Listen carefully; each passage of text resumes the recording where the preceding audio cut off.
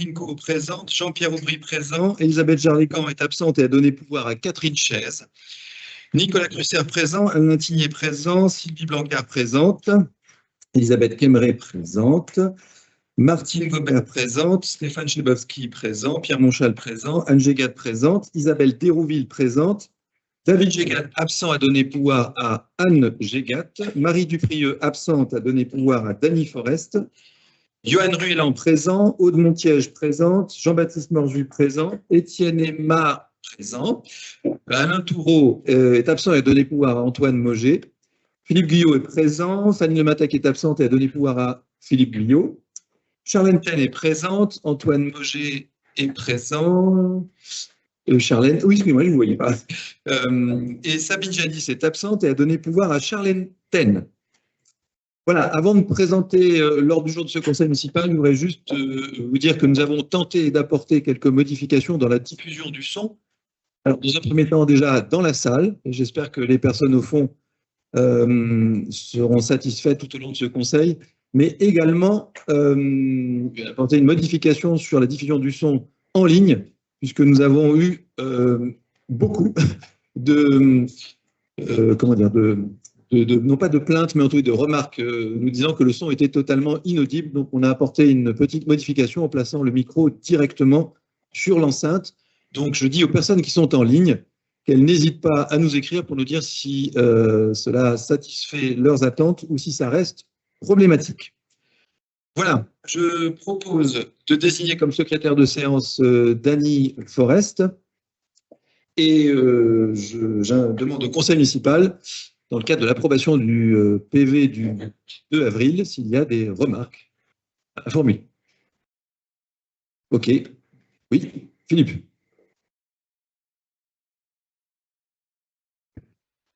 Bonsoir à tous et toutes. Ce n'est pas une remarque sur le PV, c'est une question sur les comptes rendus, puisque effectivement, on est au 3e conseil municipal.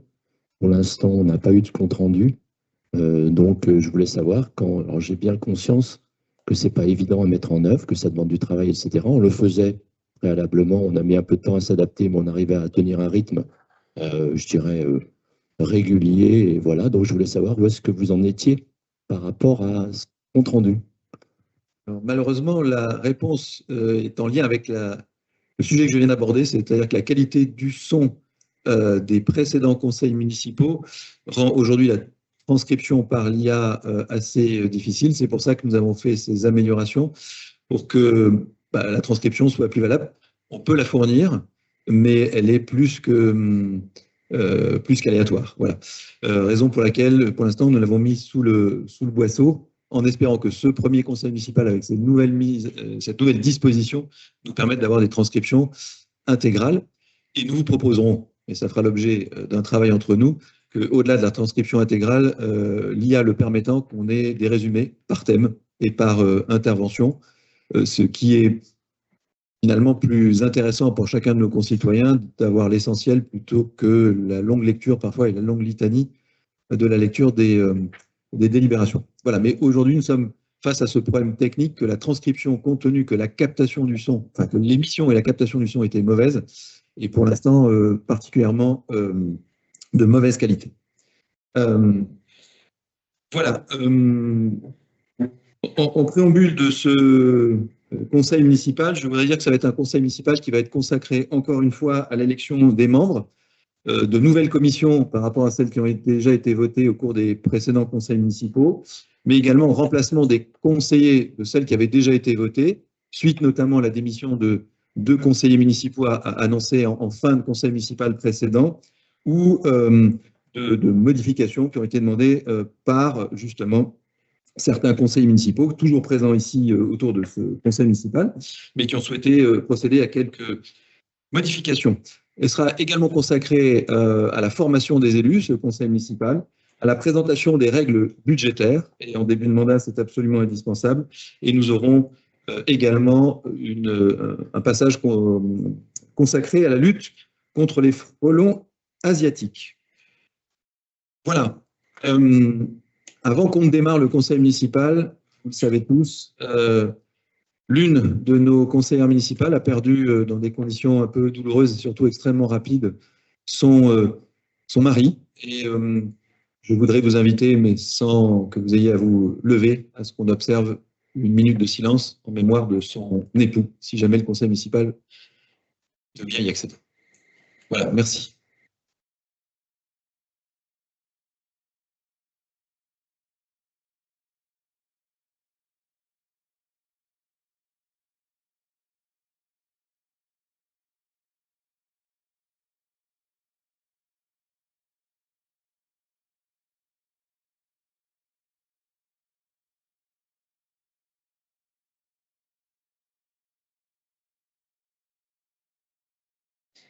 Je vous remercie. Avant qu'on ne passe à la première délibération de ce conseil, vous avez pu constater, notamment les membres de la minorité et l'ensemble des conseils municipaux, que nous avons envoyé une deuxième mouture ce matin qui avait pour trait simplement à préciser quelques points, notamment le fait que cette délibération était prise en annulant et en remplaçant les précédentes lorsqu'il s'agit de remplacer ceux qui ont été démissionnaires. Et puis sur la liste, notamment on en parlera de la CCID tout à l'heure, on a 2 personnes qui étaient pressenties pour faire partie de cette liste et qui finalement nous ont dit qu'ils ne le souhaitaient pas, donc elles ont été remplacées par 2 autres. J'espère que ceci n'entraînera pas une demande de report de la part de qui que ce soit, mais vous en déciderez tout à l'heure. Voilà, donc je vous propose de démarrer ce conseil municipal. Première délibération, elle a trait donc à la modification des commissions qui ont été votées suite à la démission de 2 conseillers municipaux. Ce que je vous propose, c'est évidemment de ne pas passer en revue l'ensemble de ces commissions, mais simplement de prendre acte que la minorité a proposé un remplacement personne par personne dans chacune des commissions et de remplacer donc Pascal Barret par Antoine Moget et de remplacer Lucille Boichot par Sabine Gignadis dans chacune des commissions, dans un remplacement personne pour personne. Voilà, donc inutile de procéder à l'ensemble de la lecture. Est-ce qu'il y a des remarques, des questions ou des observations par rapport à cette délibération? Ok, ben, s'il n'y en a pas, je vous propose de procéder au vote.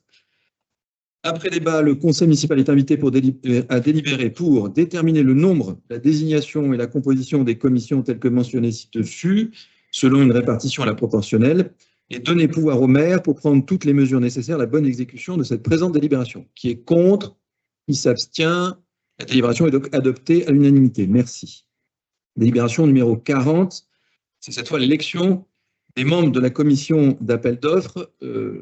Vous vous souvenez sans doute que nous avions proposé au cours du conseil municipal qui avait procédé à ce vote-là que l'on déroge, ou du moins qu'on soit mieux disant sur la règle de la répartition à la méthode du plus fort reste, et que donc nous proposions à la minorité 2 postes sur cette commission, plutôt que ce qui relevait de l'application pure et simple de la règle, c'est-à-dire un seul poste.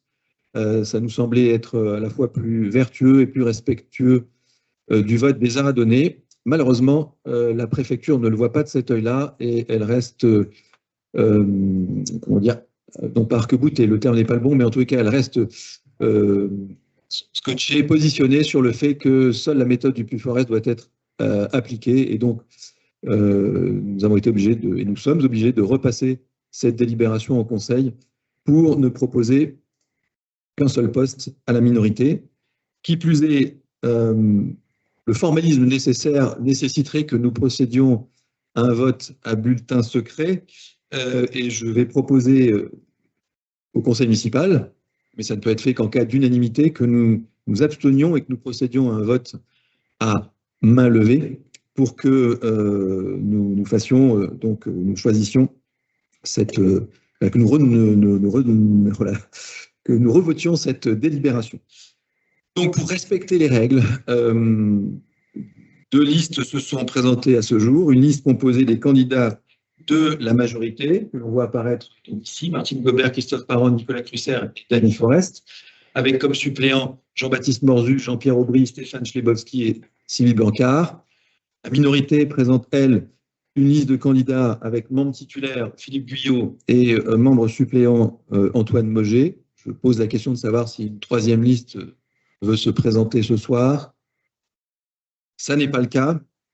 Et donc, je vais vous proposer de voter sur la constitution de cette commission avec une première liste qui a 4 sièges et une deuxième qui aura 1 siège du fait de l'application de la méthode du plus fort reste et de nous prononcer à main levée sur cette délibération. Donc, première question, est-ce qu'il y a un conseiller qui est opposé à ce qu'on procède à un vote à main levée au lieu d'un vote à bulletin secret?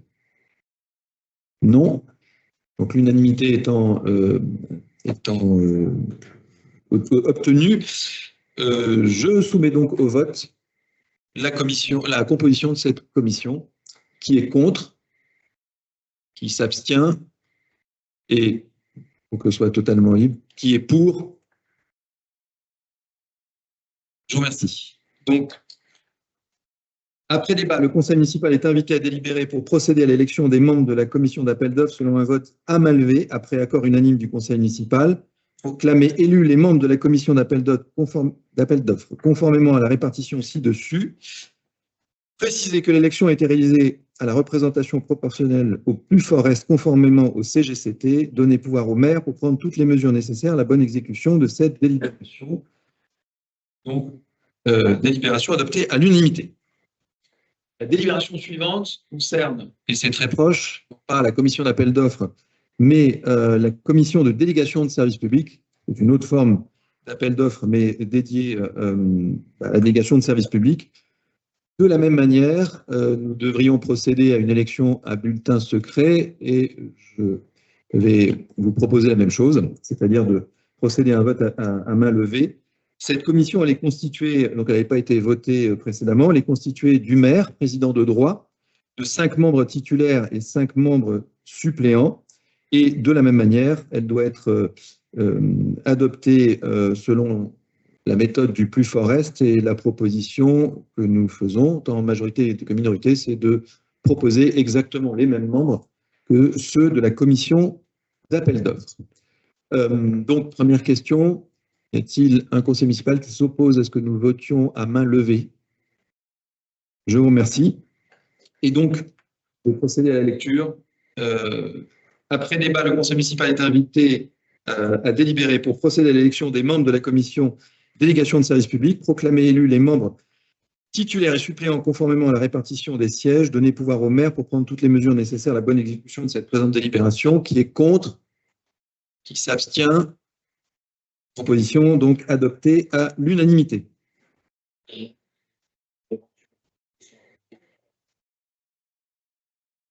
bien, comme je ne vous ai pas invité à le faire, je vais donc rattraper la chose et vous inviter à vous exprimer.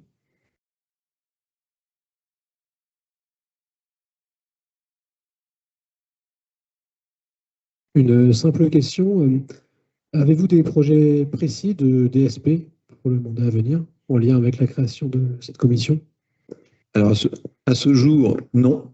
Mais c'est une obligation légale que de voter à la fois la commission d'appel d'offres et la commission de délégation de services publics dans les 2 mois de la mise en place du conseil municipal. Donc, c'était le 20 mars, et donc nous n'avons que jusqu'au 20 mai pour y procéder. Mais pour répondre à votre question, à l'instant présent, non.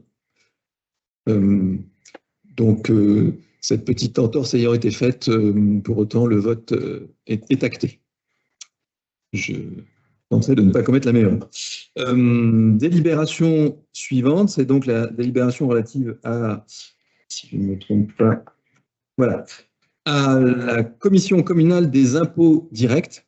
Celle-ci nécessite d'avoir 16... alors, le maire ou l'adjoint délégué président est de toute façon membre de droit de cette commission, et ensuite il nous faut nommer 8 commissaires titulaires et 8 suppléants, mais ce qui fait déjà 16 personnes, mais en proposer le double, puisque finalement c'est ensuite l'administration fiscale qui choisira parmi ceux que nous proposerons dans le cadre de cette délibération. Donc ça nous a amené à trouver 32 candidats. C'est en cela que nous avons envoyé une première mouture dans laquelle il y avait 32 candidats. dont certains avaient été reconduits par rapport à la mandature précédente et qui, depuis, nous ont indiqué que finalement, ils ne souhaitaient pas siéger. D'où, par rapport à l'ordre du jour qui vous a été envoyé, une modification sur 2 personnes. Donc, il y a Marc Bouette qui finalement n'a pas souhaité. Le deuxième, j'ai un petit trou de mémoire, mais qui sont remplacés par Gilles Berthelin et Violaine Crépel, qui nous ont, eux, fait savoir, après l'envoi de la convocation, qu'ils étaient partants pour être membres de la commission. Alors, je pose directement la question, est-ce que cette modification, après l'envoi de l'ordre du jour et de la NES, amène une question, une remarque, voire une opposition? Ok. Écoutez, je vous en remercie. Et là, en l'occurrence, je vais juste enfin, si du fond de la salle, tout le monde dans le public voit la liste, je vais peut-être éviter de présenter la liste des 32 personnes, mais nous avons sur les titulaires une majorité de candidats élus, et en l'occurrence, nous avons mis tous les candidats qui se sont proposés de la minorité comme de la majorité, donc personne n'a été exclu, et en termes de suppléants, eh bien, c'est toutes les personnes qui ont bien voulu nous signifier leur intérêt pour la chose et qui ne sont, pour la totalité, qui ne sont pas des élus municipaux. Voilà. Est-ce qu'il y a des remarques, des observations, des questions par rapport à la mise en place de cette CCID? OK. Merci. Donc, après débat, le conseil municipal est donc invité pour délibérer, pour dresser comme suit, tel que visible ici, la liste des membres qui pourront siéger la commission communale des impôts directs, donc 32 personnes, dont 16 titulaires et 16 suppléants. Donner pouvoir au maire pour prendre toutes les mesures nécessaires à la bonne exécution de la présente délibération. Qui est contre? Qui s'abstient? Bordereau adopté à l'unanimité. Je vais céder la parole à Catherine Gou pour la suite et préciser donc que nous avons fait le choix que l'ensemble des rapporteurs se présentent ici au pupitre face au conseil municipal, ce qui favorisera, je pense, les échanges et le fait de pouvoir, de visu, présenter nos délibérations. Donc, c'est ce qu'on vous propose en tous les cas comme approche à partir de maintenant. Voilà.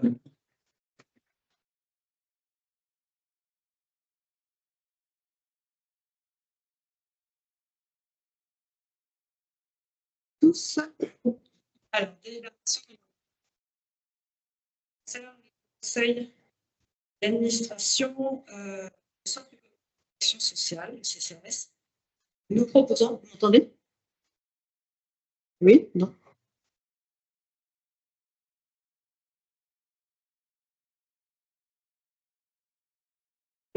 Cette délibération, concernant le CCRS, nous proposons le remplacement de Mme Boichot par Mme Sabine Gilladis au sein du conseil d'administration du Centre communal d'action sociale. Ce Centre communal d'action sociale est donc accueille 5 membres élus, Catherine Goureau, Catherine Chaise, Babel Jardin, Mme Gilladis et Mme Charlie Boutard. Donc à ce jour, après débat, le conseil municipal est invité à procéder. Je ne lis pas. Alors maintenant, je peux présenter les membres non élus. Très bien. Donc à ce jour, les membres non élus sont Monsieur Pron, retraité de la CFDT, Monsieur Lepelletier, qui représente Saint-Vincent-de-Paul, Madame Catherine Berdy, qui représente l'association Hyper Super TAD France, Bénédicte Vaillant, qui représente UDAF, et Mariella Pierce. Je précise que la nomination de ces personnes non élues ne relève pas de la décision du conseil municipal, mais d'un arrêté du maire. Mais nous avons souhaité, en même temps que le vote de ce soir, vous indiquer quels seraient les représentants qui seront donc nommés par arrêté.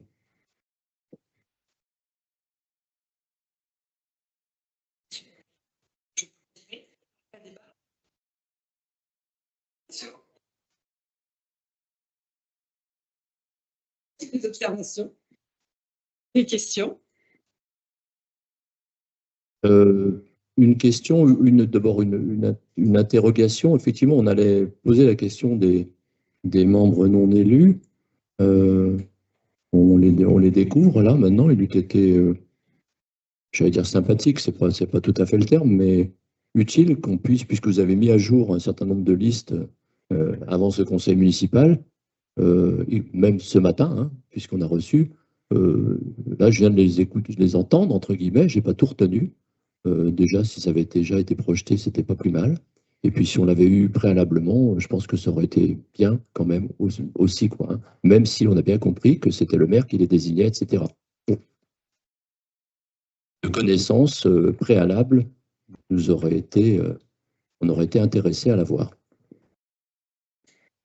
Alors, effectivement, comme je viens de le dire, théoriquement, enfin, c'est pas théoriquement, c'est un arrêté du maire et théoriquement, la présentation de cette liste est réservée au CCAS, puisque c'est le CCAS qui sera constitué avec leur nom. Donc, ça n'était pas une obligation. Le côté sympathique dont tu parles, il est effectivement lié au fait que nous avons pris la décision de l'annoncer en conseil municipal alors que ce n'est pas une obligation.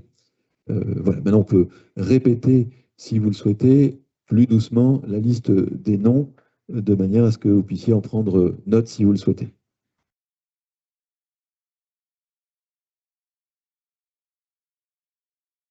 Alors, Monsieur Pron, retraité de la CFDT. Monsieur Lepelletier, qui représente l'association Saint-Vincent de Paul. Madame Catherine Verdi, qui représente l'association Super TDAH France. Bénédicte Vaillant, qui représente l'UDAF, et Mariella Pierce. Elle n'a pas de représentation.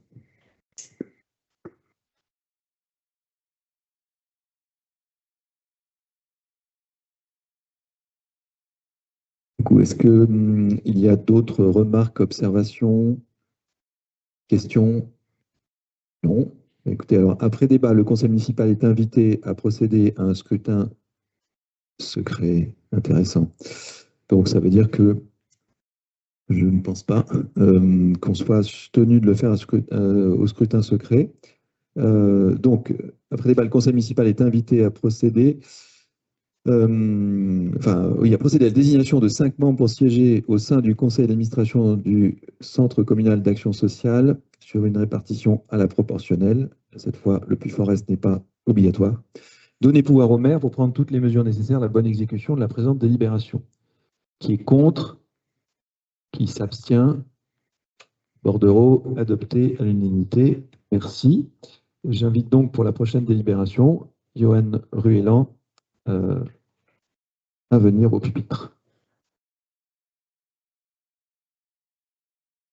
Alors, la délibération numéro 44 relative à la modification des élus référents sécurité routière et de nommer à ma place Jean-Baptiste Morzuc, titulaire, et Anne Gégat, suppléante. Y a-t-il des remarques, des observations? Eh bien, après débat, le conseil... Ah, excusez-moi. Le maire. Oui. Donc, le petit carré, c'est le maire, en fait. Voilà, ça se met en place. Oui, est-ce que c'est toi, par contre, tu dois inviter à... Voilà. S'il y a des observations, des remarques.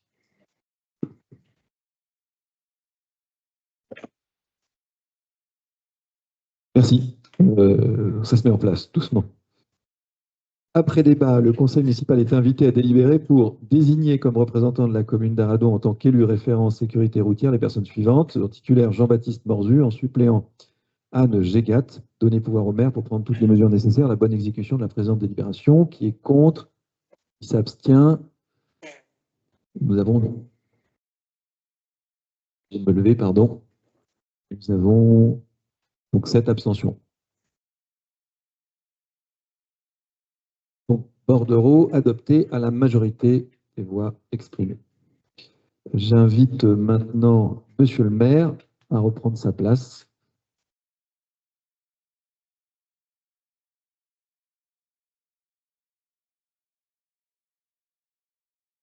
Attendez là. Délibération relative à la formation des élus. Vous le savez, et vous venez de vous en rendre compte, un nouveau conseil municipal qui s'installe avec beaucoup de conseillers municipaux nouveaux, ça nécessite une formation minimaliste pour l'ensemble des conseils municipaux et sans doute des formations un petit peu plus poussées pour ceux qui seront en charge de certaines thématiques ou en tout cas de certaines délégations. C'est la raison pour laquelle le législateur a prévu une obligation, un droit à la formation des élus, dont je vais rappeler ici quels sont les montants minimaux, tout en vous disant pour le coup ce que nous avons l'intention de faire sur notre commune à l'occasion de ce mandat. Donc, pour la durée du mandat, les formations que nous avons jugées prioritaires, et ce que nous proposons à l'Assemblée, devraient porter sur les fondamentaux de l'exercice de cette fonction d'élu. Et à ce titre, nous nous sommes tournés vers l'AMF, l'Assemblée des maires de France, l'Association des maires de France, pardon, pour qu'ils nous fassent part et une proposition de ce que pourraient être les formations. Et c'est pour ça que nous proposons pour la durée du mandat d'avoir des formations qui s'adressent à l'ensemble des élus sur les fondamentaux. Et dans ce cadre, on a 4 mini-formations qui chacune d'elles représente 3 heures. Cadre institutionnel et rôle de l'élu local, fonctionnement de la collectivité et gestion administrative, c'est le deuxième. Troisième formation, conduite de projet et prise de décision. Et 4e formation, vie démocratique et relations avec les citoyens. En dehors de ces fondamentaux, il y aura des formations thématiques qui, de l'urbanisme, de la tenue ou de la construction d'un budget, de la commande publique, la prévention des conflits d'intérêts, de l'intelligence artificielle au service des collectivités locales et bien d'autres propositions de cette nature-là. L'enveloppe budgétaire annuelle, conformément à l'article 21-23-12 du CGCT, le conseil municipal doit fixer le montant des crédits ouverts au titre de la formation des élus selon les modalités suivantes. Et ça, pour toute la durée du mandat. Un montant minimal, dit plancher, les crédits sont inscrits chaque année au budget primitif, ne peuvent pas être inférieurs à 2% du montant total des indemnités de fonction théoriques, et non pas celles qui ont été votées, pouvant être allouées aux élus. Je rappelle que nous avons pour l'instant alloué des indemnités qui sont inférieures au maximum légal, et là, en l'occurrence, il faut que le budget de formation de la commune soit à minima à 2% de ce montant total théorique, et il doit être inférieur à un montant maximal, et ce montant maximal, il est porté, lui, à 20% de ce montant indemnitaire théorique. Donc voilà, le budget doit être fixé entre 2 et 20%. Chaque année, au vote annuel, le montant exact des crédits ouverts sera précisé lors du vote de chaque budget primitif annuel en fonction des besoins de formation identifiés, tout en respectant cette fourchette de 2 à 20%. Et ce qui est important, c'est que les crédits n'ayant pas été consommés à la clôture de l'exercice seront obligatoirement reportés sur l'exercice suivant. Donc à ce jour, le budget que nous avons voté en conseil municipal au mois de décembre prévoit environ 4 000 € de droit à la formation. Et je l'annonce compte tenu de ce que je viens d'indiquer, à savoir que l'ensemble des conseillers municipaux seront invités à participer à des formations sur les fondamentaux et que les conseillers municipaux qui ont une délégation seront invités à participer à des formations complémentaires thématiques. Notre objectif est de monter ce budget à 20 000 € et donc fera l'objet de DM dans un futur assez proche. Ce que nous avons, par ce biais-là, souhaité faire, c'est vraiment insister sur le fait qu'on ne peut pas exercer valablement un mandat qui est complexe, parce que les sujets qui sont abordés sont extrêmement nombreux, qui sont pointus, et même si nous avons des services extrêmement compétents, si l'on souhaite favoriser un véritable travail relationnel et fructueux entre services et élus, il faut que les élus soient formés dès le début du mandat. C'est pour ça qu'on a ce budget important qu'on met sur la table et qui clairement n'a jamais été mis au moins sur les 3 mandats précédents. Voilà. Ce qu'on peut dire, c'est que la formation obligatoire des adjoints et des conseillers délégués, conformément à la loi, c'est ce que je disais, les élus ayant reçu une délégation de fonction bénéficient d'une formation obligatoire au cours de la première année de mandat. La commune s'engage à financer prioritairement ces demandes. Et les modalités de prise en charge, c'est le remboursement des formations, bien sûr, y compris les frais d'hébergement et de transport, suivant les principes suivants. Les formations doivent être dispensées par des organismes agréés. Chaque année, les élus devront faire connaître leur souhait de formation en précisant l'adéquation de la formation avec la fonction exercée dans la commune. Et une priorité sera donnée aux élus détenant une délégation. Priorité ne veut pas dire exclusivité. Et la liquidation des remboursements se fera sur présentation de justificatif.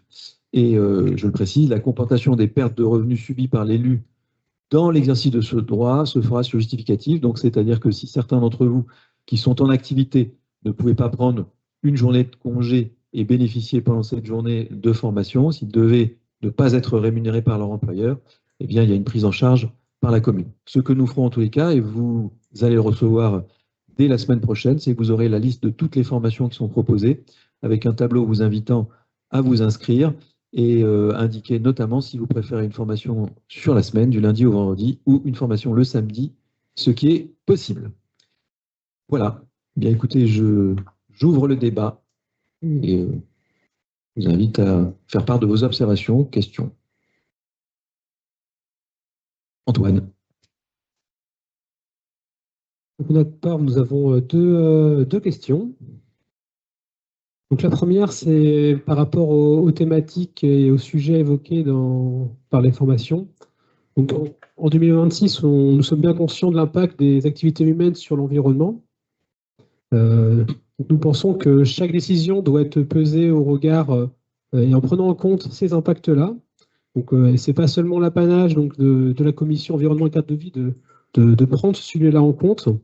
Donc, à ce titre-là, on ne retrouve pas ce sujet d'environnement ni dans les fondamentaux, ni dans les formations thématiques évoquées à date.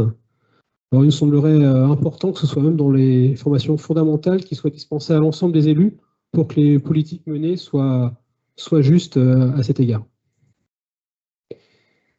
Et la seconde, et donc voilà, c'est comptez-vous ajouter ce thème-là dans les formations qui seront proposées.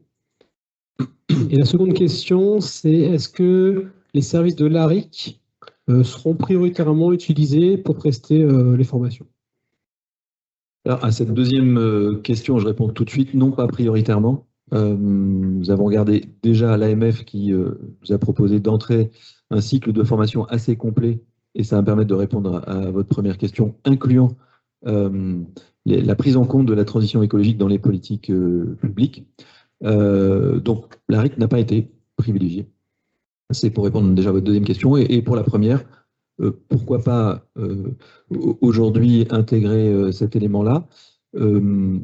Vous verrez dans le tableau qui vous sera fourni que concernant la minorité qui n'a donc pas de délégation, vous n'avez pas la possibilité de cocher cette case-là, mais si vous en faites part au travers de ce que vous venez de nous dire ce soir et au travers d'un email complémentaire pour nous dire en sus de ce qui nous est proposé, nous aimerions que l'ensemble des conseils municipaux puissent accéder à telle ou telle formation, nous serons à l'écoute. Voilà, j'espère avoir répondu à... Si ce n'est répondu, pas forcément satisfait, votre question. La réponse est non pour la partie inclusion de l'aspect environnemental aux fondamentaux. Ça. Pourquoi non? Non, je dis qu'à l'instant présent, le tableau qui est déjà prêt et qui est peut-être déjà parti, je ne sais pas, mais s'il n'est pas parti, il le sera lundi, ne permet pas aux élus municipaux qui n'ont pas de délégation d'accéder aux formations thématiques, et la formation relative à l'accompagnement de la transition écologique fait partie de ces formations thématiques. Mais c'est donc un premier jet. Nous n'excluons rien, et c'est pour ça que je vous dis que si vous en faites part, il est possible que celle-ci soit ouverte. Voilà. Parce que nous sommes ouverts, nous-mêmes.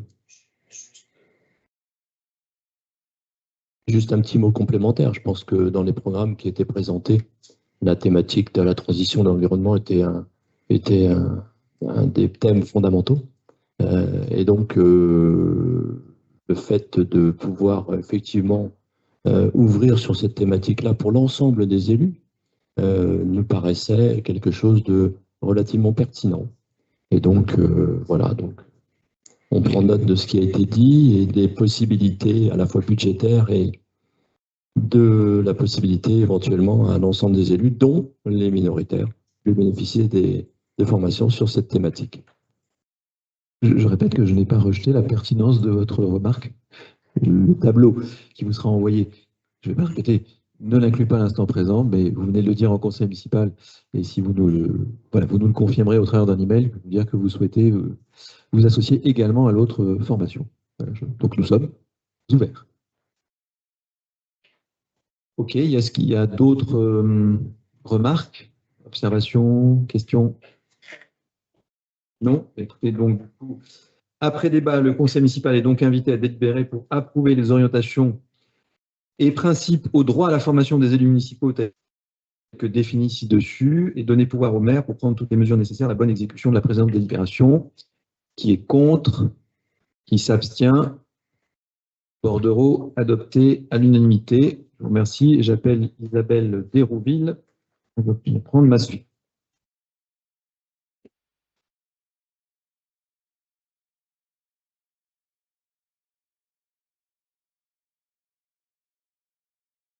Alors, je suis chargée de vous partager la délibération numéro 46 de ce 7 mai en ce qui concerne l'administration générale sur la désignation des membres de la commission communale l'accessibilité. Donc, je vous rappelle que cette commission porte un caractère obligatoire pour une commune de plus de 5000 habitants et ses objectifs visent généralement à garantir que les espaces, les services, produits ou informations soient accessibles à tous, notamment aux personnes en situation de handicap. Ça inclut souvent l'élimination des barrières ou des freins physiques, numériques, communication, afin que chacun puisse participer pleinement à la société. Donc, j'ai constitué une équipe et je remercie tous ces membres qui ont répondu favorablement. Il se compose de représentants à la fois de la commune d'Arradon par des élus.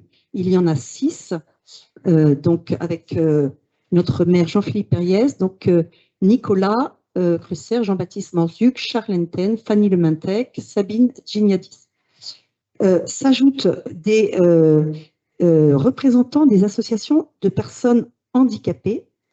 Donc, il s'agit de Pauline de la Révélière, Patrick Pierce, donc lui, son handicap, c'est la cécité, d'accord, hein, mais voilà. Dans un deuxième temps, s'il y a des questions, je pourrais donner effectivement des informations complémentaires. Au niveau du handicap, il y a aussi Madame Catherine Fradé-Vieira.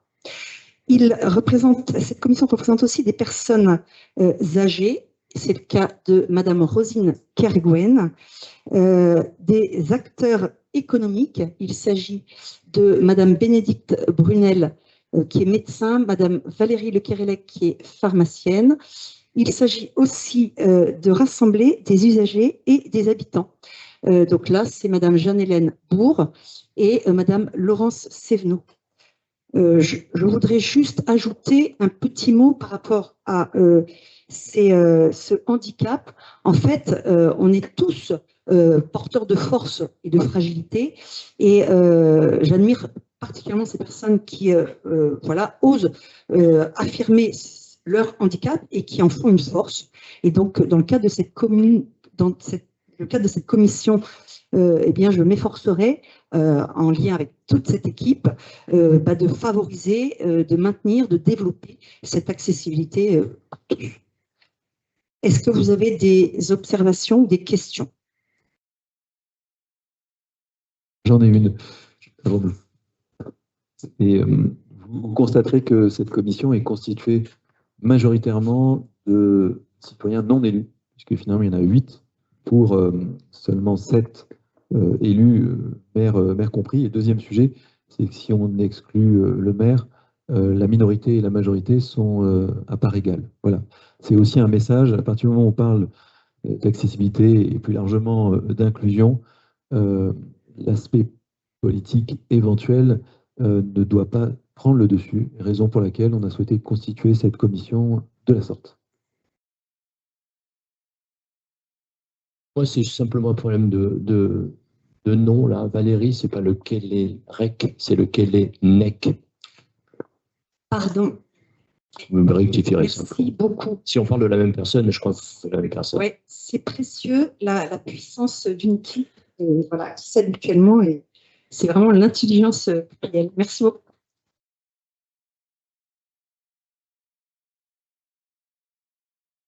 Est-ce qu'il y a d'autres remarques, observations? Ok, merci. Donc, après débat, le conseil municipal est donc invité à délibérer pour fixer à 15 le nombre de représentants à la commission communale d'accessibilité, de dire que les personnes susvisées sont membres de cette commission et donner pouvoir au maire pour prendre toutes les mesures nécessaires à la bonne exécution de la présente délibération. Qui est contre? Qui s'abstient? Bordereau adopté à l'unanimité. Et j'invite donc maintenant Dany Forest pour la délibération suivante. Bonsoir à tous. Après chaque élection municipale, nous sommes tenus de renouveler les membres du conseil d'administration de l'établissement public de coopération communale Seine du Golfe, l'EPCC.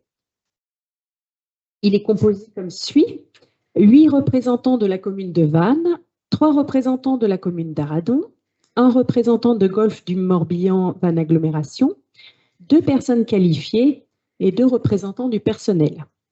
Nous proposons pour les représentants de la commune d'Aradon, Jean-Philippe Perriès, Marie Duprieux et Isabelle Desrouville. Nous devons désigner aussi conjointement avec la ville de Vannes 2 personnalités qualifiées. Et sur proposition de la minorité, nous avons retenu Dominique Mourier. Et pour la ville de Vannes, ça sera Sabine Frapoulet. Voilà. Avez-vous des questions, des remarques? Non.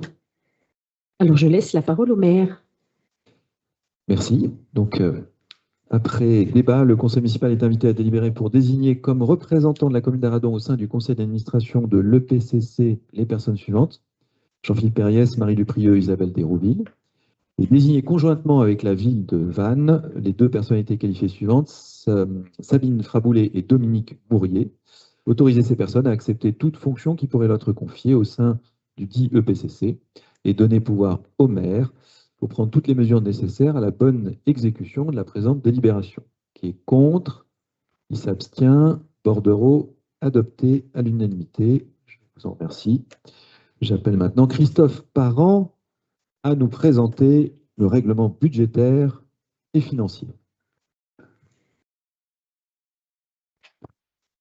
Bonsoir à tous bonsoir à toutes et à tous. Donc, le règlement budgétaire et financier, en fait, de quoi s'agit-il? Plutôt que de vous défiler tout le document qu'on a eu, qui est un peu, comment dirais-je, digeste, voilà, je cherchais le mot, j'ai préféré faire quelques slides de PowerPoint pour essayer de mettre mes nouveaux collègues et les nouveaux collègues d'ailleurs de la minorité, essayer d'avoir une vision d'ensemble sur ce que c'est que ce règlement budgétaire et financier. Tout d'abord, c'est un cadre commun pour avoir une gestion transparente et rigoureuse. Et quand on dit transparence, c'est transparence, bonne gestion et pluriannualité, ce qui est une innovation cette année. Je dois préciser une chose, c'est que le règlement que nous avons concocté avec le nouveau directeur financier qui vient d'arriver, il est arrivé lundi, oui, repart du règlement qui existait auparavant, qui date, si ma mémoire est juste, de 2023, auquel nous avons ajouté juste cette notion de pluriannualité. Alors, les bases, de quoi s'agit-il? Il s'agit en fait de 5 grands principes. Le premier principe, c'est le principe d'annualité, c'est-à-dire que les budgets de la commune vont du 1er janvier au 31 décembre, et c'est pareil pour toutes les communes de France, parce qu'il y a des notions de consolidation par derrière. Si chacun y va avec ses périodes, on n'y arrive jamais. Deuxième principe, l'unité. L'unité, c'est-à-dire que ce que l'on appelle le budget de la commune, c'est en fait un certain nombre de budgets. Chez nous, nous avons un budget principal, 2 budgets annexes, un des 2 budgets annexes suivant des règles un petit peu différentes, mais c'est un tout, c'est ce qu'on appelle l'unité. Troisième principe, le principe d'universalité. C'est un principe de finances publiques. On n'a pas le droit d'affecter une recette dans le budget à une dépense. Ça, c'est le principe. Il y aura quelques exceptions par la suite, mais il n'y a pas d'affectation des recettes, notamment de l'impôt. Quatrième spécialité, En revanche, en ce qui concerne les dépenses, chaque année, nous devons voter chaque ligne de dépenses de manière précise. Et ensuite, pendant la réalisation du budget, c'est-à-dire pendant l'année courante, les possibilités de transfert d'une ligne à l'autre sont peu nombreuses et extrêmement contrôlées. Et le dernier principe, qui est un principe sacro-saint, c'est l'équilibre. Je l'ai entendu plusieurs fois, mais c'est parfaitement exact. Il n'est pas question d'avoir des budgets en déséquilibre. Le budget de fonctionnement et d'investissement doivent être équilibrés, sinon ils sont rejetés. Donc, ces budgets doivent être préparés, comme je le disais, tous les ans, avec en tête le principe de la sincérité. On doit vraiment mettre ce que l'on pense être les dépenses et les recettes. On ne joue pas, Et le périmètre d'Aradon, je l'ai déjà dit, mais je le répète, c'est un budget principal, deux budgets annexes que vous connaissez tous, la lucarne et les mouillages. Voilà. Le cycle budgétaire, l'Aradon. Le cycle budgétaire, c'est comment ça se passe pendant toute l'année. On commence par ce qu'on appelle le DOB, le débat d'orientation budgétaire, qui se déroule chez nous courant novembre, où les services, même en amont, tous les services préparent en fonction des orientations qu'on leur donne, ils préparent leur budget en disant voilà, j'aurais besoin de ceci et de cela, et ils essayent de tout le chiffrer. Tout ça est consolidé, et on arrive à un débat d'orientation budgétaire en disant ben voilà, on voudrait faire ci, faire ça. Deuxième élément, juste après, et on a un mois, après le débat budgétaire a lieu au conseil municipal. On doit préparer ce qu'on appelle le budget primitif. Et on a, en droit français, jusqu'à fin mars, si je ne me trompe pas, pour faire ce budget primitif. À Aradon, il a été décidé lors des mandatures précédentes, et je pense que c'est une bonne idée, de le faire en décembre, de façon à ce que, en janvier, on puisse démarrer en sachant parfaitement où on va. Avant la fin juin, nous avons aussi l'obligation de sortir ce qu'on appelle le compte financier unique, qui est en fait le résultat définitif, c'est la clôture définitive de l'année précédente, qui, on le verra, va générer des restes à réaliser, un certain nombre de choses, et ça doit obligatoirement être fait pour le 30 juin. Et ce sera fait cette année pour le 30 juin. Après ça, on développera ce qu'on appelle le budget supplémentaire, qui va s'alimenter quelque part des résultats du CFU, du compte financier unique, c'est-à-dire des résultats de 2025, et on va continuer ce qu'on a commencé. On pourra aussi récupérer un certain nombre de résultats ou de crédits qui auront été non utilisés. Et tout au long de l'année, il y a ce qu'on appelle des décisions modificatives qui peuvent intervenir soit juste après le budget primitif, soit après le CFU, soit après le budget supplémentaire, c'est-à-dire en fait tout au long de l'année, en fonction des besoins, des urgences, des bonnes nouvelles qu'on a pu avoir en termes de rentrée. Voilà. Donc la décision modificative peut intervenir à tout moment. Notre choix, et c'est un choix qui a été fait dans les mandatures précédentes, je ne sais pas exactement quand ça date d'ailleurs, 11 ans. Le choix, c'est de le faire en décembre et on va continuer tel que. Alors, et là, je m'adresse à les financiers, ils connaissent ça par cœur, mais je vais m'adresser à ceux qui sont un petit peu moins dans la finance. Les deux budgets de la commune, le premier, c'est le budget de fonctionnement. Le budget de fonctionnement, je l'ai qualifié comme le budget du quotidien. Tout ce qui est récurrent et tout ça. Donc, vous avez un certain nombre de recettes et on voit, j'ai mis un chiffre ici, c'est les chiffres du budget 2026 préparé au mois de décembre. 7,9 millions d'euros de fonctionnement. Recette. J'ai dit autre chose. Bon, le recette. Et il faut voir, ce qui est important, c'est que la majeure partie de ces recettes, ce sont les impôts locaux. On parle de 5,8 millions d'euros sur les 7,9. Après, vous avez les produits et services, la cantine, bon, vous pouvez imaginer ce qu'il y a, les subventions de l'État, de la région, du département, de GMBA et la fameuse DGF qui tente à se réduire comme peau de chagrin. Dans les dépenses, il y a les dépenses, pareil, de fonctionnement, c'est-à-dire les dépenses récurrentes. Tout ce qui est personnel, tout ce qui est fonctionnement des services, eau, gaz, électricité, gasoil pour les voitures, que sais-je, l'entretien des biens communaux et des bâtiments, tout ça, et les intérêts de la dette. Parce que les intérêts de la dette, ça se paye. OK ?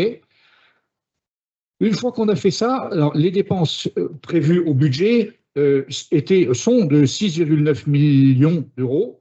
Et donc, on voit bien qu'on a un petit million d'euros qui se promènent ici. La différence, c'est quoi? C'est ce que l'on appelle la CAF, la capacité d'autofinancement. Elle est brute au démarrage, donc recettes de fonctionnement moins les dépenses de fonctionnement, la CAF brute. Cette CAF brute va servir à rembourser les annuités d'emprunt. Je dis bien le capital, parce que les intérêts sont déjà payés. Donc, c'est le capital que l'on rembourse, OK? Et on a, après ça, un autre budget, qui est le budget d'investissement. Voilà, encore une fois, voilà, le budget d'investissement, OK? C'est la préparation de l'avenir. C'est la maison des associations, c'est, que sais-je, la médiathèque, les routes, bref.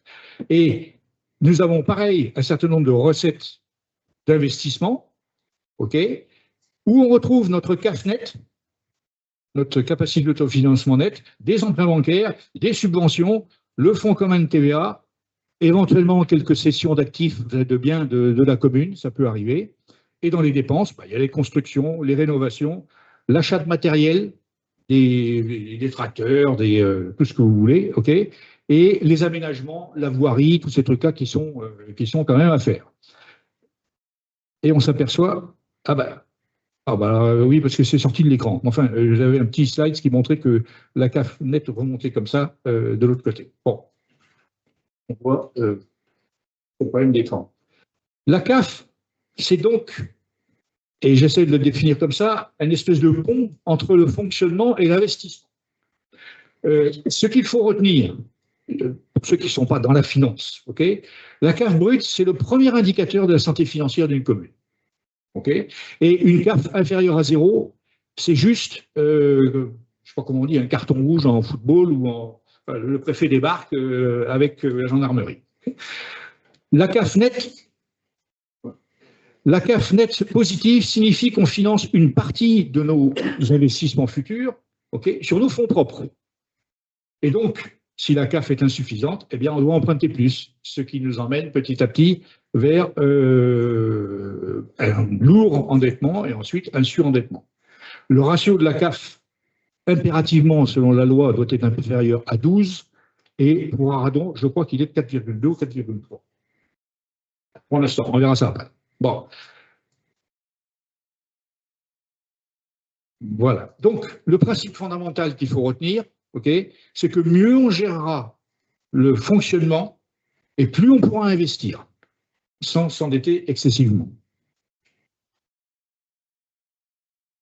Là, on arrive à une innovation par rapport à ce qui se faisait l'année dernière en termes de budget. La vision pluriannuelle, avec ce que l'on appelle les autorisations de programme et les crédits de paiement. Une autorisation de programme, on l'a vu tout à l'heure, le principe d'annualité, on définit tout ce que l'on veut faire et on regarde les financements en face. Mais c'est sur l'année. Là, on part sur un programme de plusieurs années, OK, et on fixe ce programme et on le chiffre et les crédits de paiement, eux, vont être annuels. Donc, on peut avoir une autorisation de programme, et on aura un exemple tout à l'heure, avec 2, 3, 4, 5, je ne sais pas si on peut plus que 6, enfin, 2, 3, 4, 5 crédits de paiement qui, eux, rentrent dans le budget annuel et doivent suivre la règle habituelle. Quels sont les avantages pour la commune? Là, vous avez le projet. Les bénéfices pour la commune, d'abord, visualiser le coût total d'une opération. Okay. Ensuite, lisser la charge sur une durée, sur la durée que l'on a choisie. Aligner les budgets voter sur les budgets réalisés et évidemment limiter les crédits en volume. Et j'ai voulu, alors l'exemple que je vais vous montrer est totalement fictif, ok? J'ai voulu montrer un petit peu comment ça pourrait finir. Bon, on a vu qu'il y avait un petit problème de serrure quand même sur la commune, mais l'exemple est fictif. L'autorisation de programme, ce serait de décider en conseil municipal et qu'on va mettre 120 000 euros pour changer l'intégralité des serrures de la commune avec un système un petit peu plus moderne. Bon, les crédits de paiement, on se rend compte qu'on ne peut pas absorber les 120 000 euros la première année. Eh bien, on a décidé de le lisser sur 3 ou 4 ans. 4 ans, OK, 30 000, 40 000, puis 30 000, puis 20 000. Ce qui nous donnerait le schéma suivant, OK, et avec les avantages pour la commune, j'ai recopié exactement le truc, visualiser le coût total du programme des serrures, OK, étaler la charge budgétaire sur 4 exercices, aligner et voter bien évidemment les avancements réels des travaux et contrôler le report, éviter les dérapages, éviter le recours au reste réalisé qui sont quand même des notions, parfois des tableaux, des centaines de tableaux qui sont compliqués à suivre. Donc, et pour finir, dans ce règlement que l'on vous propose de voter, OK, il y a l'exécution et il y a des garde-fous, parce que nous sommes quand même tous responsables de notre gestion. Les garde-fous, quels sont-ils? D'abord, au niveau de l'engagement, 3 procédures, un engagement avec une commande, un engagement avec plusieurs commandes, un engagement sans bon de commande. Bon, un engagement sans bon de commande, ça peut être un contrat avec, je ne sais pas moi, EDF, avec l'eau et trucs comme ça. Il n'y a pas vraiment de bon de commande. On reçoit, on a un contrat et ça rentre dedans. Ensuite, nous avons ce que les comptables publics appellent la liquidation. Les prestations doivent être vérifiées par les services techniques, enfin techniques ou autres d'ailleurs, les services. Okay, la liquidation, qui consiste à rapprocher ce que l'on attend, c'est-à-dire le bon de commande ou l'exécution du contrat, avec les factures que l'on reçoit, est effectuée par les services de la finance. Et ils sont ici, ils savent parfaitement faire, il n'y a aucun souci là-dessus. Le mandatement, qui consiste à donner une espèce de bon à payer, okay, est fait par le directeur des finances. Je fais une petite parenthèse. Nous avons depuis 4 jours un directeur financier. Quand nous sommes arrivés, il n'y en avait plus. Okay, et il s'est mis au travail et pour l'instant, bon, ça a l'air de parfaitement se passer. Et je tiens à le préciser parce que peu de gens le savent, les paiements ne se font pas ici. Le directeur financier va demander le paiement au comptable public. Et c'est le comptable public qui se trouve, je ne sais pas où d'ailleurs, en préfecture, quelque part par là-bas, qui va procéder à ces paiements. Ensuite, nous avons des provisions. Alors, il faut savoir, on a décidé d'avoir un seuil de provision à 5 000 euros. Les provisions, c'est quelque chose ne se passe pas comme prévu. Et soit c'est une recette qui vient à manquer, soit c'est une dépense qui n'était pas prévue, une dépense supérieure à ce qu'on avait prévu. Dès que l'on a, c'est le principe de transparence et d'honnêteté dans les chiffres, dès que l'on a connaissance d'un risque, on doit provisionner. Si on est au-dessus de 5 000 euros, hein, le petit machin, laisse tomber. Enfin, laisse tomber. Donc, c'est un principe de prudence et on ne peut écarter cette provision que quand on a la certitude que le risque, il est passé. Et puis après, il y a quand même le contrôle de la dette. Et donc, nous avons repris, parce que c'était déjà dans le document précédent, l'emprunt. Alors, l'emprunt est toujours réservé à l'investissement. Il n'est pas question d'emprunter pour le fonctionnement. Okay, et la délégation accordée au maire, c'est une ligne de trésorerie avec un plafond de 1 million d'euros. Et c'était déjà le cas, je crois, dans la mandature précédente. OK. Et donc, le règlement budgétaire, qui fait, je ne sais plus combien, 17 ou 18 pages, que l'on vous a envoyé, il est au service, et on le veut, au service d'une commune transparente, rigoureuse, et qui souhaite essayer de voir loin. Voilà ce que l'on vous propose d'adopter dans ce document. J'en ai fini avec ma présentation, et je vais donc demander maintenant si quelqu'un a des questions, des éclaircissements ou des suggestions. Et je pense qu'il va y en avoir. Je donne la parole, oui. Moi aussi, je débute, hein, excuse-moi. C'est gentil, merci Christophe.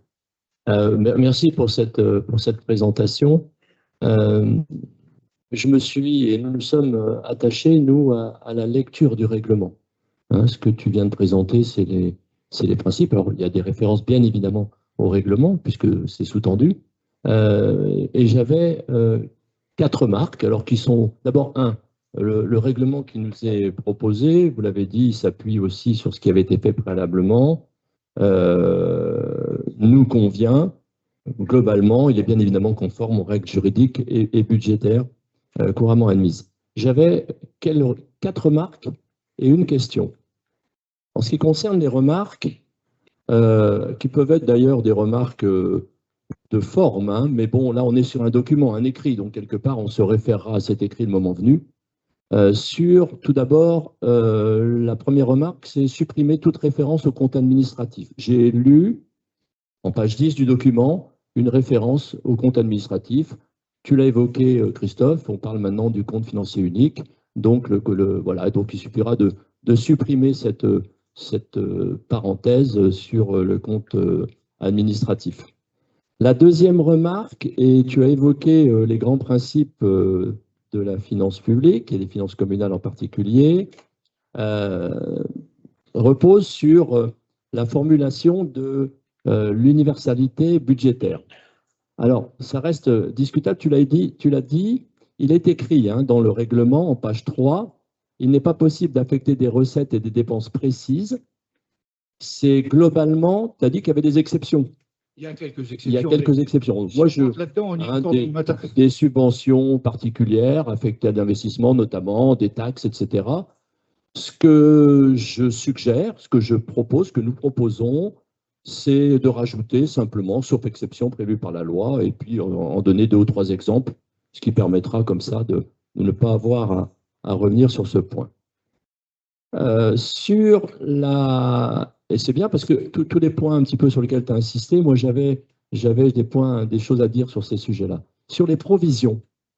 Alors sur les provisions, j'avais, donc toujours, hein, je fais référence au document, les provisions constituent une opération d'ordre budgétaire comprenant, c'est ce qui est écrit, hein, comprenant au budget une fois une dépense de fonctionnement, la dotation, une recette d'investissement du même montant, la provision. Cette phrase, elle décrit en réalité le mécanisme des amortissements plus que des provisions, puisque ce que nous aurons et ce que vous aurez à être confrontés, c'est principalement des provisions pour risques ou charges, qui sont des provisions, c'est le cas le plus courant, hein, et qui sont des provisions qui sont uniquement enregistrées en fonctionnement. Hein, donc, à revoir un petit peu peut-être. Et puis, alors sur les 5 000 euros, je pense qu'il va falloir, effectivement, il fallait fixer un seuil, etc. De mon point de vue, il est quand même, alors peut-être que je vais revenir sur des choses qu'on avait décidées, mais il est pour moi un petit peu élevé quand même, dans la mesure où la multiplicité de sommes inférieures à 5 000 pourrait nous mettre peut-être en difficulté, au moins d'un point de vue strictement comptable. Donc voilà, c'est simplement une remarque à ce point-là, à ce niveau-là. Et puis j'ai une 4e remarque sur, et c'est bien parce que tu as aussi évoqué les emprunts et la délégation au maire. Il est écrit en page 16 du document, je le cite, hein, le recours à l'emprunt relève en principe de la compétence du conseil municipal. Toutefois, cette compétence peut être déléguée au maire, comme c'est le cas à Radon. C'est vrai, hein, puisqu'on a eu l'occasion de voir ce point il y a quelque temps. Pour moi, cette formulation, elle est juridiquement fragile, parce qu'un règlement ne doit pas constater une délégation, il doit renvoyer à une délibération correspondante. Le règlement ne doit pas la figer comme un fait permanent. Donc, à partir de là, nous suggérons une modification. Le recours à l'emprunt relève en principe de la compétence du conseil municipal pour en faire l'objet d'une délégation au maire dans les conditions prévues par le Code général des collectivités territoriales et par délibération du conseil municipal. C'est simplement un rajout pour sécuriser et pas dire de fait il y a une délégation et du coup on ne regarde pas quoi.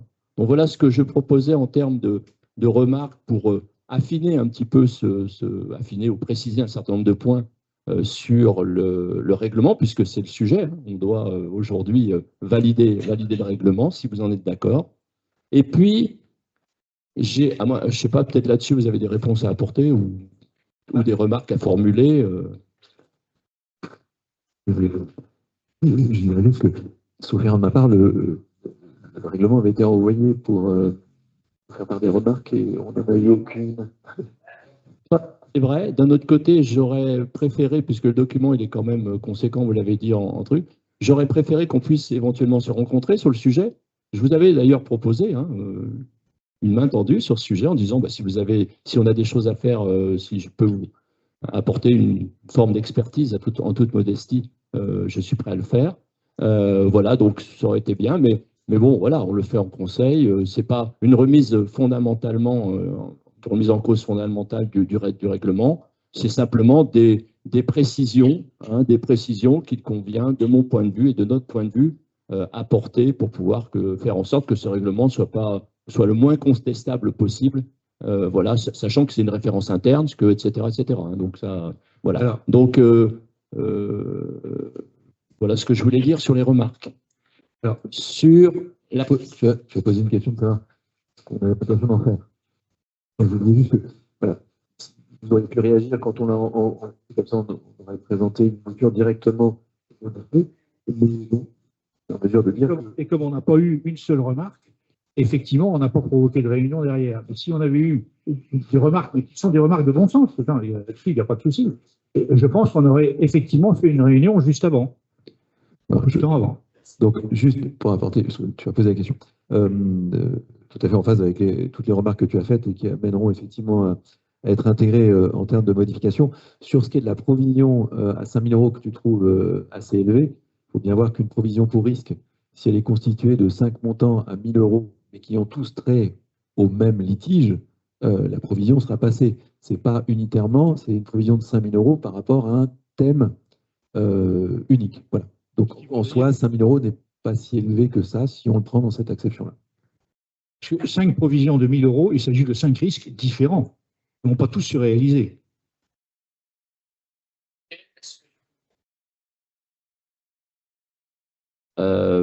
Poser une question.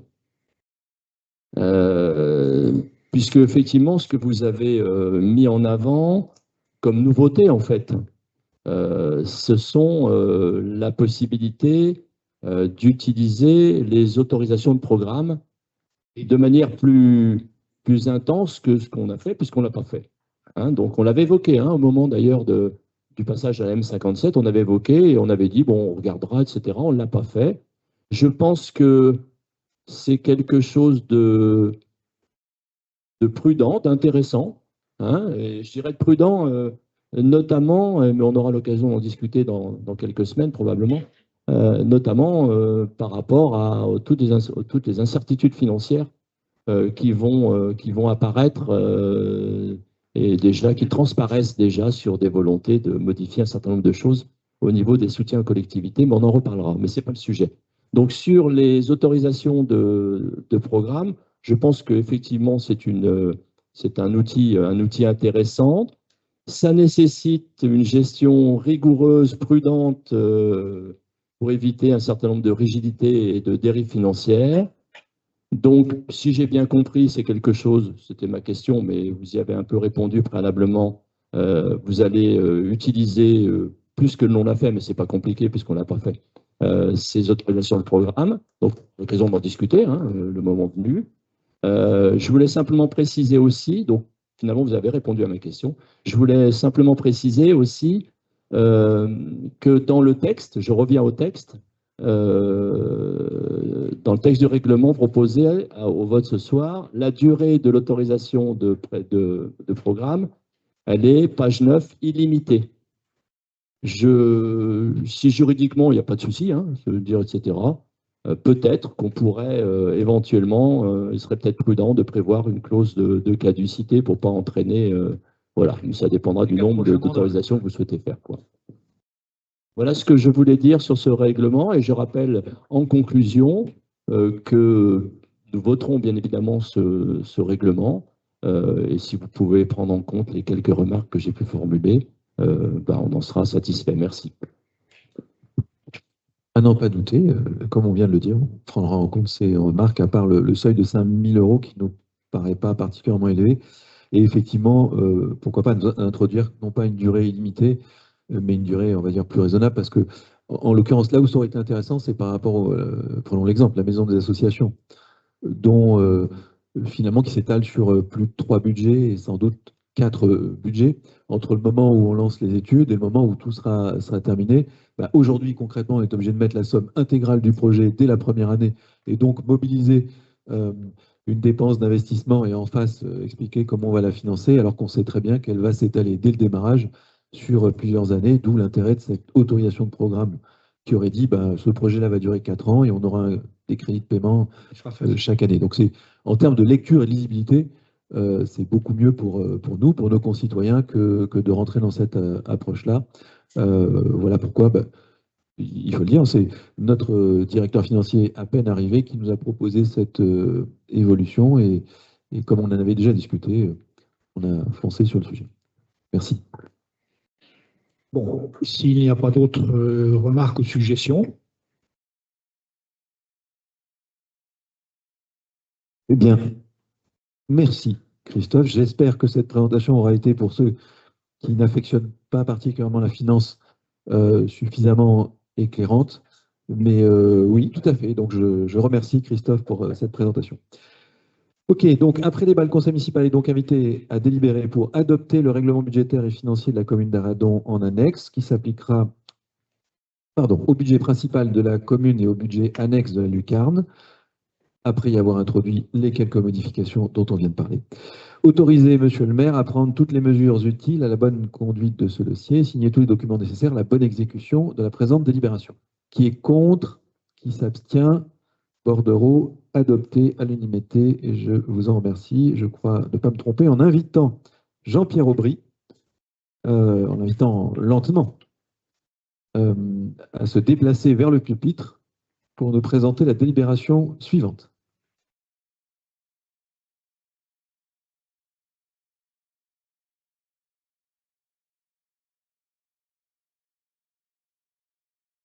Vous savez, la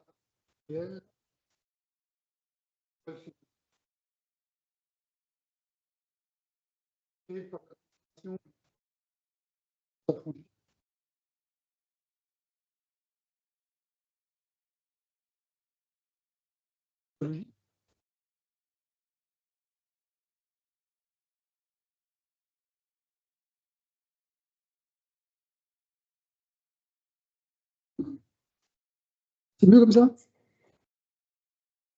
Est-ce que vous m'entendez au fond?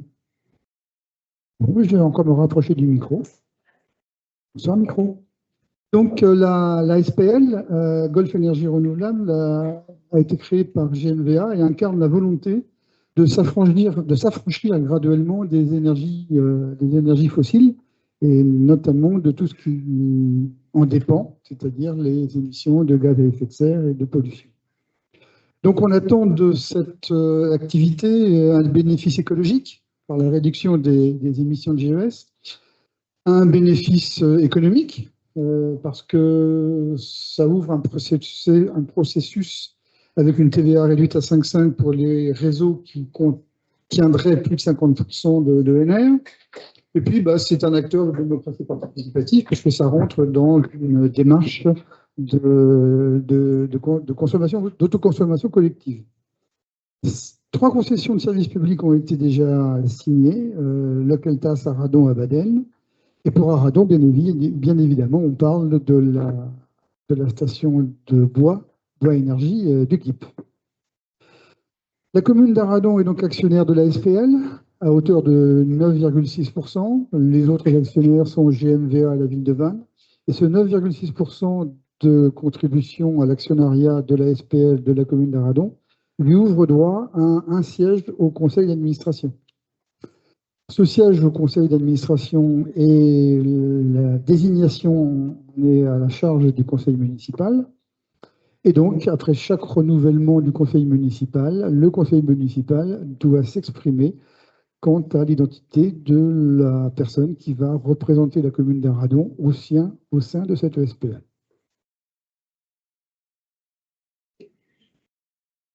Je me propose, donc après pardon. Donc je vous propose de désigner M. Jean-Pierre Aubry, c'est moi, comme représentant de la commune d'Aradon au sein de la SPL Golfe Énergie Renouvelable. Est-ce que vous avez des questions sur cette désignation ou sur le fonctionnement de la SPL ou sur le rôle de la SPL? Antoine, je n'en attendais pas moins. Merci pour transmettre la parole. Nous voulions profiter pour poser 2 questions en rapport avec la SPL. D'une part, avez-vous des informations sur l'avancement des travaux de la chaufferie bois au GIP? Première question. Et seconde question, avez-vous des informations sur les quantités de bois récoltées sur les campagnes d'élagage en bord de route pour le mois de mars? Alors, je n'ai pas les chiffres exacts de ce qui a été récolté en bord de route. Je sais que ce qui a été récolté a permis de faire un premier run. Il est prévu une visite du GIP dans les jours qui viennent et on va inviter un certain nombre de personnes pour aller sur site, regarder quel est l'état d'avancement du projet et de confirmer ou d'infirmer les consommations de bois. Alors, on ne va pas rentrer dans le détail, mais tu sais bien que de consommer du bois frais, donc d'humide, on va perdre en gros 20% de pouvoir calorifique. On peut rentrer dans les calculs, mais bon, il faut aller sur site et regarder un peu comment ça se passe. Je sais que la récolte de bois à bord de route avait été très, très profitable pour un nombre de kilomètres relativement léger. On avait pas mal récolté de bois qui peuvent alimenter une chaudière bois énergie. Donc il va falloir dimensionner, équilibrer tout ça, sachant que le GIP est prévu pour alimenter Roelec, le collège et à terme certains bâtiments de Nbian. Donc c'est un beau projet qu'il faut continuer, qu'il faut suivre et qu'il va falloir effectivement à terme quantifier au niveau profit, au niveau identification de ce que ça aura pu permettre d'éviter, notamment au Roelec, comme consommation de gaz, qui sont des émetteurs de GES assez farouches. J'ai bien répondu? Alors, juste, effectivement, il y a du retard sur la réalisation de l'équipement, mais qu'à ce jour, si on vous propose effectivement une visite, c'est que ce retard a pris fin. Voilà. C'est le 20, c'est ça? Philippe? Ouais, juste par rapport à la SPL et au positionnement de la commune d'Aradon, il est possible que dans les mois à venir, les choses puissent évoluer dans la mesure où, bon, certes, la commune d'Aradon avait le premier projet en termes de concrétisation, hein, il y a 2 autres communes derrière qui avaient des projets qui vont se faire, mais ce sont des petits projets, et au regard des gros projets, des très très gros projets qui vont se décliner en particulier sur la ville de Vannes, il y a 2 gros projets, un autour de l'hôpital et un autre autour de Ménimur. Le poids que nous avons aujourd'hui dans le conseil d'administration ne sera pas le même demain, probablement au regard de ces évolutions, puisqu'il y aura aussi très probablement des modifications dans le capital de la SPL. Mais l'avenir nous le dira. Oui, mais je pense que fondamentalement, le rôle de la SPL, c'est aussi un rôle exemplaire, parce que comme tu le dis, justement, c'est le premier cas de concrétisation d'un déploiement bois énergie de ce type, avec un usage multi-utilisateur. Dans une démarche quand même d'autoconsommation collective qui a un sens. Donc, je ne sais pas quels seront les prochains projets que nous pourrons présenter. C'est une petite puissance, oui, c'est 120 kW si je ne m'abuse, mais c'est quand même un exemple d'économie circulaire avec une récolte de bois à bord de route et un fonctionnement endogène. excusez-moi, juste pour compléter l'intérêt de cette chaufferie, dans ce que nous avions développé et en prospective, il y avait aussi la proximité de Nbian et il y avait aussi la proximité de l'EHPAD que nous souhaitions positionner pas très loin de la chaufferie.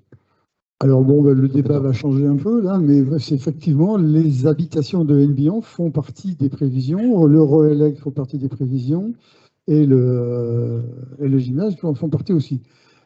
Est-ce que cette chaufferie suffira? Sans doute pas, mais c'est un peu le rôle de ce type de fonctionnement. On alimente une partie de la puissance nécessaire, et puis le complément reste fourni par gaz ou autre. Effectivement, je tiens à rassurer Philippe, ce n'est pas parce que le projet de l'EHPAD à Nbian ne fait pas partie de nos objectifs, c'est un euphémisme, que cette chaudière serait sous-utilisée, puisqu'il y a effectivement le futur quartier de Nbian qui pourra en bénéficier. Deuxième sujet, effectivement, l'agglomération annoncera dans pas très longtemps la nécessité de recapitaliser la SPL GER pour effectivement financer les gros projets qui sont à venir, mais dans la mesure où le Conseil communautaire n'a pas encore débattu, je garderai bien d'en parler trop en avance. Voilà, merci.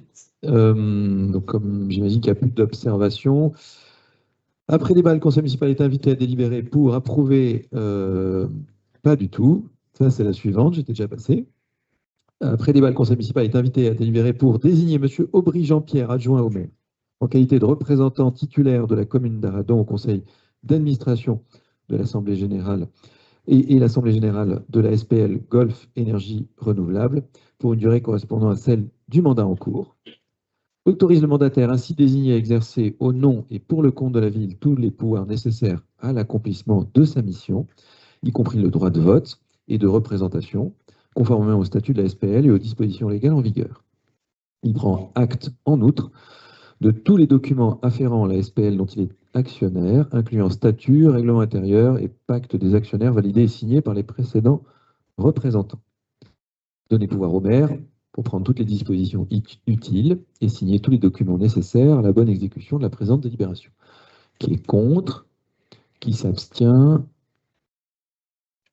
André? Oui.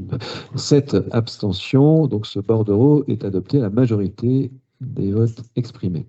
J'invite maintenant Sylvie Blancard à venir au pupitre pour nous parler des 2 dernières délibérations de la soirée. Sujet piquant.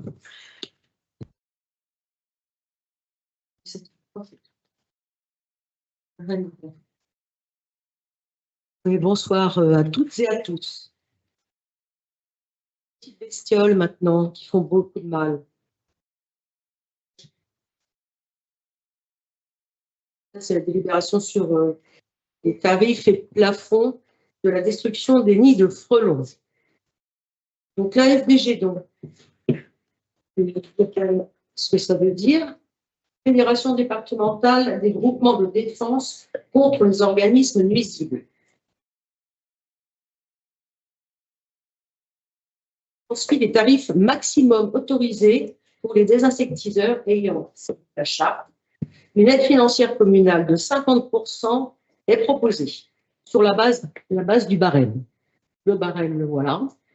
Du plus petit, le nid primaire, 5 mètres, 88 €. Les nids secondaires, qui viennent après les nids primaires, 129 € TTC à moins de 10 mètres.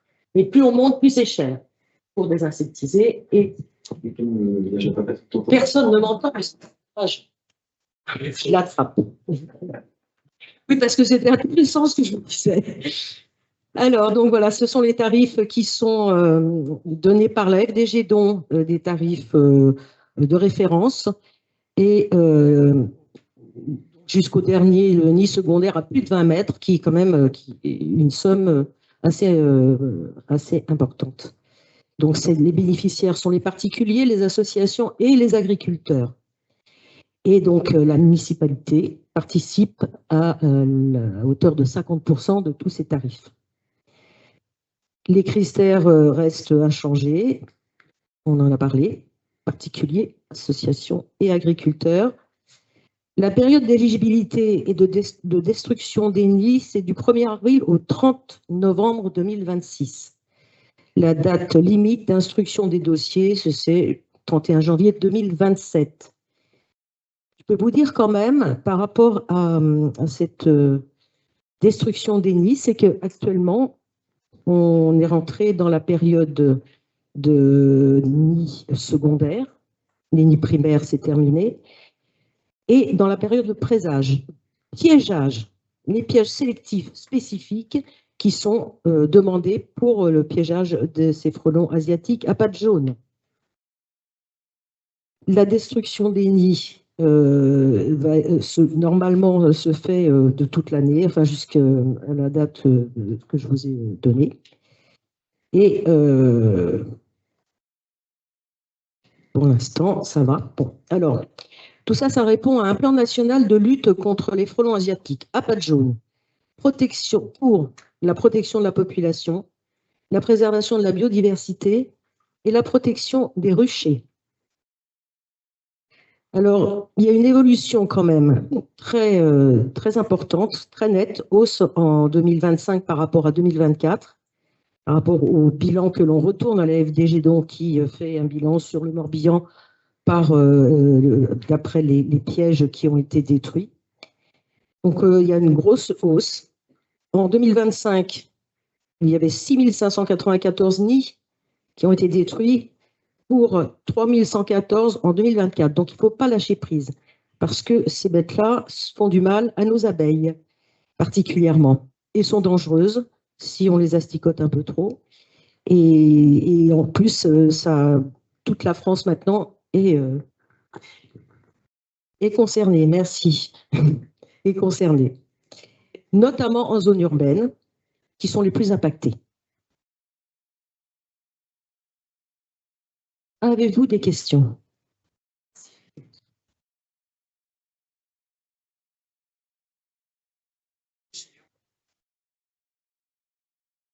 C'est juste pour ma gouverne personnelle. Quand on va chercher un nid secondaire à 15 mètres ou 20 mètres, je vois que le tarif est à peine plus élevé que le 8-15 mètres et ainsi de suite. Il monte comment? Il faut fournir une nacelle en plus ou pas?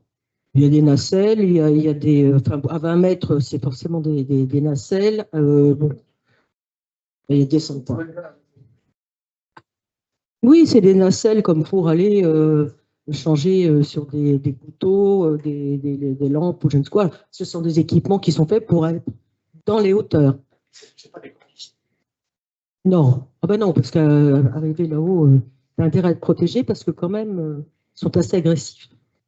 Et avec un équipement particulier qui, pour les protéger, des produits qui sont assez toxiques pour les frelons, mais aussi pour ceux qui les détruisent. Donc, c'est une opération qui se fait, oui, en hauteur. Mais de toute façon, il faut quand même une nacelle à 8 mètres et à 15 mètres aussi.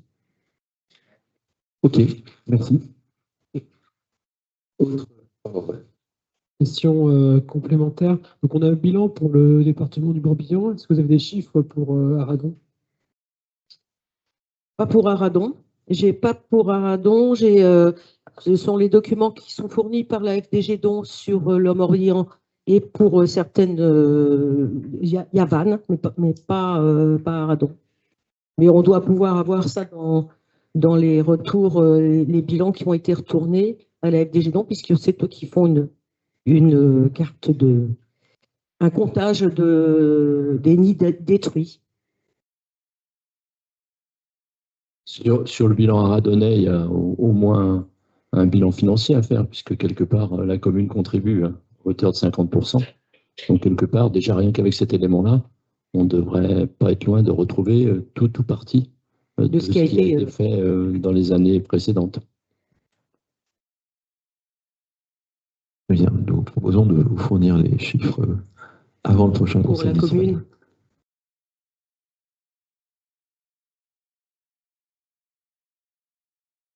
Bon, écoutez, s'il n'y a plus d'autres observations ou questions, après débat, le conseil municipal est invité à délibérer pour approuver les plafonds éligibles pour l'aide à la lutte contre le frelon asiatique pour l'année 2026, donner pouvoir au maire pour prendre toutes les dispositions utiles et signer tous les documents nécessaires à la bonne exécution de la présente présente délibération. Qui est contre?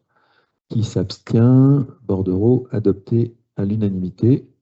Je repasse la parole à Sylvie. Donc, c'est la convention triannuelle, justement, avec cet organisme, la FDG Don, avec qui nous passons un contrat, une convention. Elle propose aux communes, la FDG Don, ses missions, en fait, c'est de proposer aux communes, au travers de la convention triannuelle, une offre structurée, coordonnée et conforme aux préconisations nationales contribuant à la protection de la biodiversité, de l'apiculture et de la population. Les actions qui sont assurées par la FDG Don, c'est l'information et la fourniture de supports de communication à la commune, la mise en œuvre de piégeages sélectifs des fondatrices du printemps, par la section apicole de GDS. Alors GDS, c'est le groupement de défense sanitaire de Bretagne, en lien avec GDSA, qui est le groupement de défense sanitaire des abeilles, mandaté par la FDG Don. Donc, des actions relatives aussi à la destruction des nids de frelons, coordonnées par la FDG Don, et l'appui à la communication et à la sensibilisation des habitants. Donc, c'est une convention qui est triannuelle.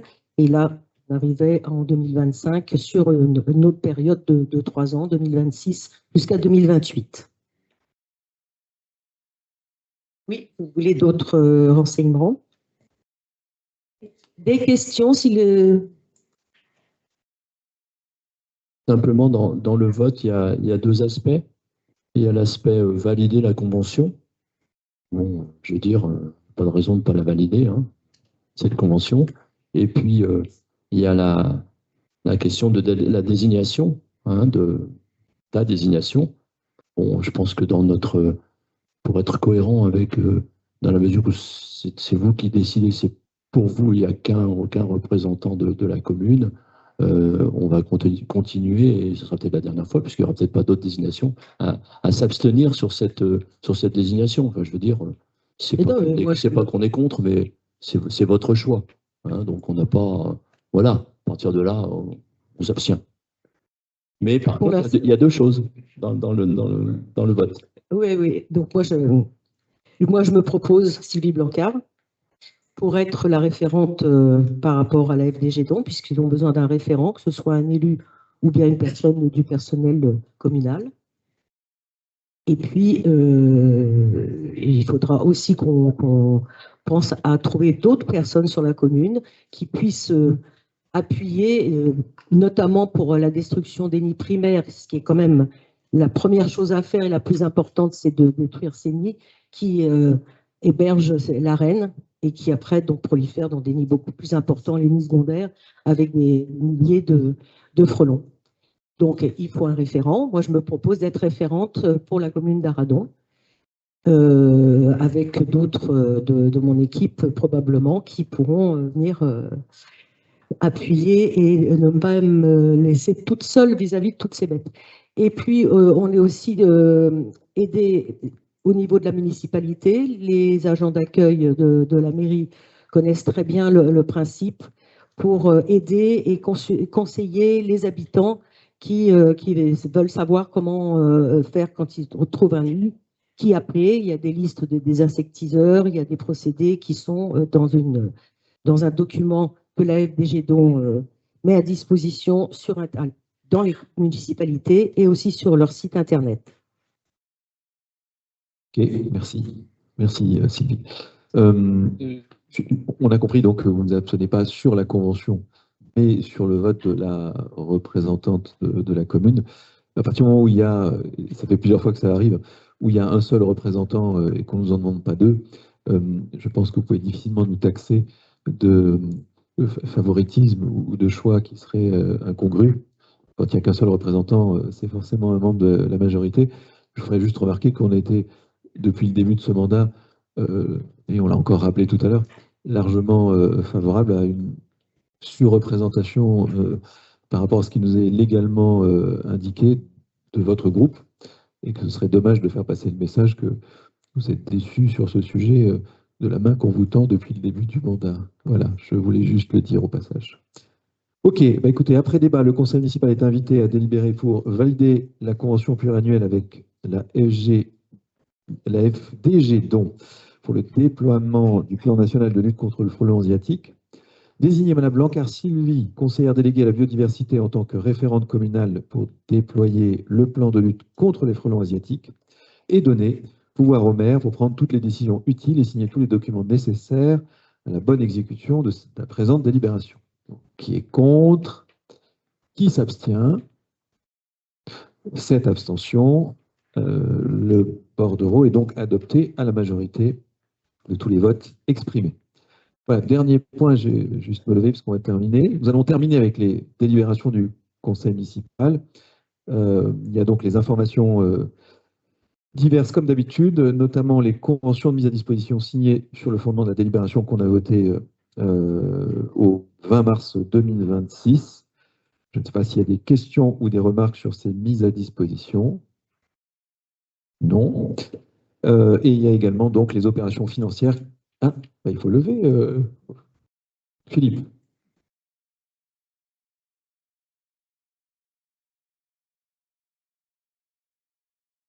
Sur les opérations financières, je voulais tout simplement être taquin avec Eric, qui à maintes reprises, lors du précédent mandat, nous a fait mention des achats trop importants par rapport à Amazon. Et je constate que pour l'instant, ça n'a pas changé, mais je ne doute pas de l'influence que tu auras pour faire en sorte que les choses évoluent. Ça, c'est la première chose.